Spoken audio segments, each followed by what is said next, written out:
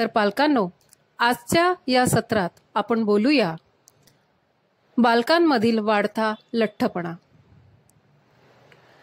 तर मित्रांनो, हल्ली आपण सर्वत्र बघतो की बालकांमधील लठ्ठपणा खूप वाढलेला आहे।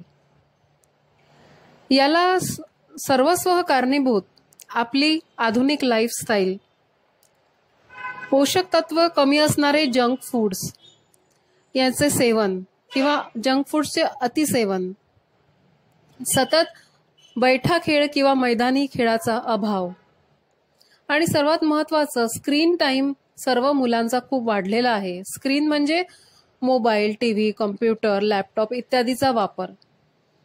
या वाढत्या प्रमाणामुळे लठ्ठपणा खूप फोफावला आहे। लठ्ठपणाचे इतरही कारण असू शकतात, जसे की अनुवंशिकता किंवा मग काही इतर आजार, जेनेटिक आजार ज्याच्यामुळे लठ्ठपणा वाढू शकतो।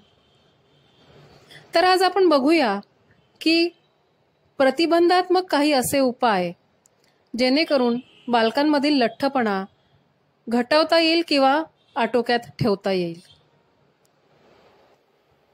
बालरोग तज्ञ संघटना, राष्ट्रीय बालरोग तज्ञ संघटना आणि त्यांच्या तज्ञांनी 52-10 रूल नुकताच घोषित केला आहे, ज्याच्यानुसार बालकांमधील लठ्ठपणाचे प्रमाण थोडे आटोक्यात ठेवता येईल।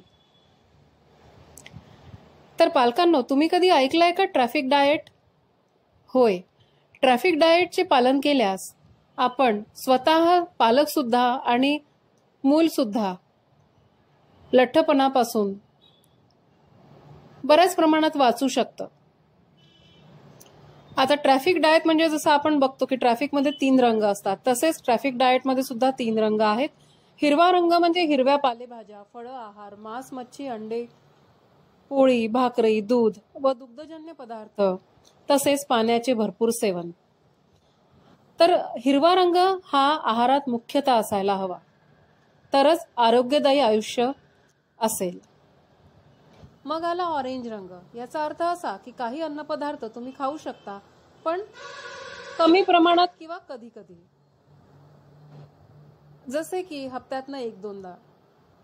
यामध्ये येतात bread, cake, biscuit, muffins, processed food, मांसाहारी पदार्थ, मैद्याचे पदार्थ, मांसाहारी पदार्थ प्रोसेस्ड केलेले, नंतर फुल फॅट दूध, असे इत्यादी पदार्थ जे ऑरेंज रंगामध्ये येतात। तर यांचा वापर हा कमीच असायला हवा। लाल रंग म्हणजे धोक्याचा लाल रंग। लाल रंगातील आहारामध्ये पदार्थ श्रेणी जी आहे ती खाण्यापूर्वी तुम्हाला विचार अवश्य करावा लागेल। तर ह्यातील पदार्थ आहेत फ्राईड, तळलेले पदार्थ, गोड डेझर्ट पदार्थ, चॉकलेट, केक, जंक फूड इत्यादी। तर वरील गोष्टी लक्षात घेता असे लक्षात येते की हिरव्या रंगाचा पालेभाज्या किंवा इतर हिरव्या रंगाच्या पदार्थ जर आपण आपल्या डाएट